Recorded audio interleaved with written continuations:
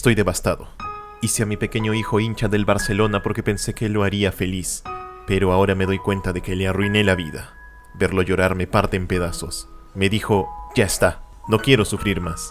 Hincharé por el más grande de España, el Real Madrid. Acabo de romper mi televisión con rabia.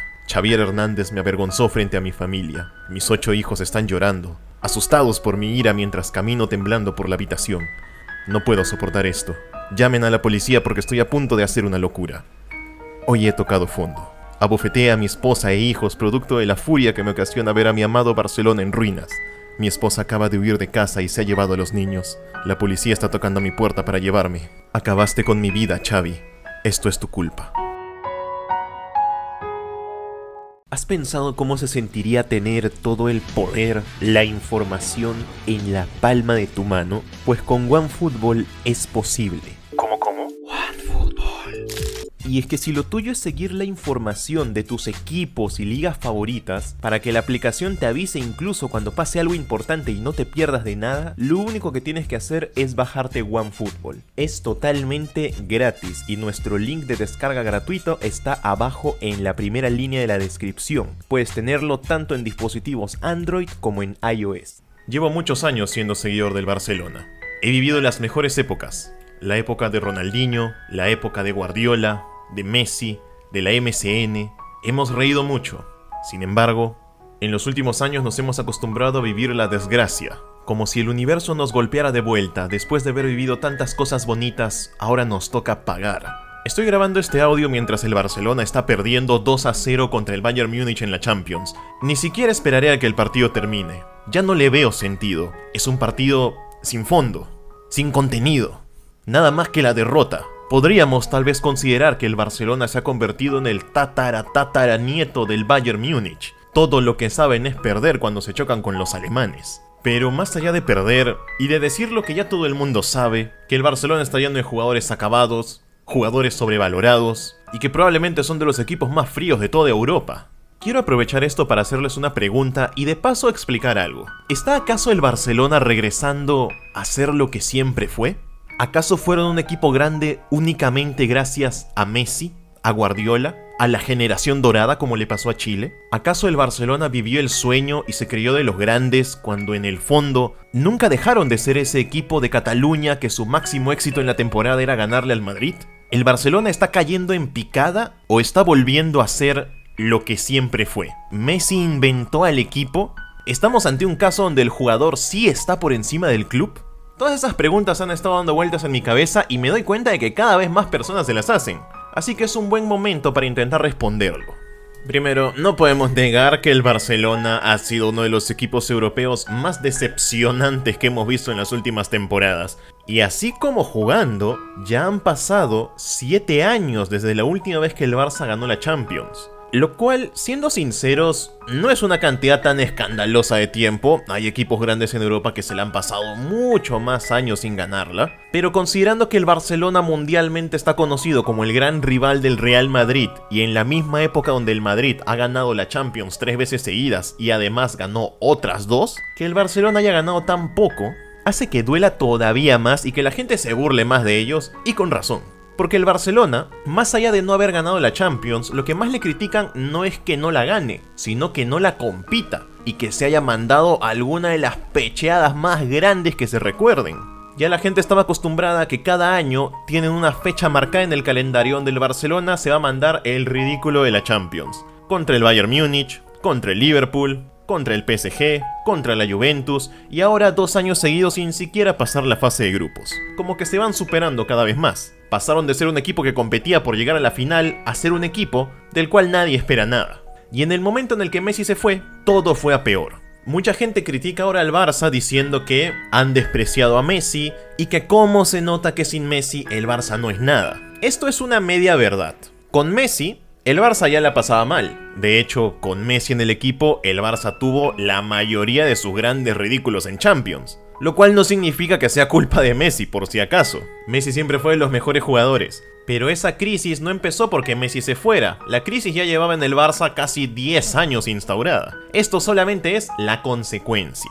Antes de la llegada de Messi, el Barcelona solamente tenía una Champions, la que ganó en 1994. En los más de 40 años que llevaba la competición existiendo, el Barça nunca la ganó. Llegó por ahí a una final, pero la perdió.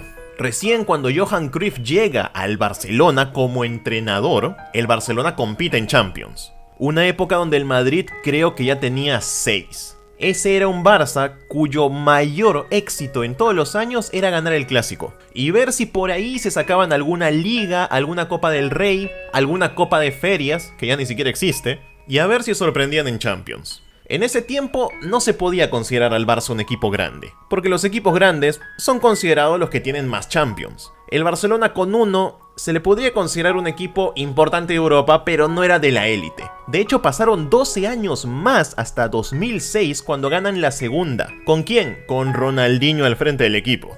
El Barça siempre fue un equipo relevante, eso sí. No era de los más grandes del mundo, pero era algo así como un Borussia Dortmund, solo que en España, donde el máximo dominador siempre fue el Real Madrid, y al Barcelona le tocó pues ser la otra cara de la moneda del Madrid, el eterno rival. En el año 2006 se demostró que el Barcelona estaba de vuelta. ¿Por qué? Por la aparición de una gran figura individual que fue Ronaldinho, y con el nacimiento de la que por ese entonces empezaba a ser ya la generación dorada, con Xavi, con Iniesta, con Eto'o. Pero muy poca gente recuerda que desde esa segunda Champions con Ronaldinho, los siguientes 2 años del Barça fueron espantosos. Yo en esa época tenía 10 años, y ahí ya me di cuenta que el Barcelona era de estos equipos que alcanzan la fama, la gloria, esporádicamente, y una vez que la alcanzan no la saben mantener, o la despilfarran. Ahí como que ya te ibas dando cuenta la naturaleza del Barça. Es un equipo capaz de llegar a la excelencia, pero incapaz de mantenerla. Y todo esto se vio clarísimo en la etapa de Guardiola. Después de la debacle de Ronaldinho, que ya estaba jugando todo gordo, el Barça decide hacer un cambio de 180 grados. Ponen a un jovencito Guardiola a dirigir y le dan la oportunidad a la generación que hasta el día de hoy algunos de sus jugadores como Busquets o Piqué siguen jugando. Y sobre todo, la pieza clave de todo ese proyecto, la aparición de Messi.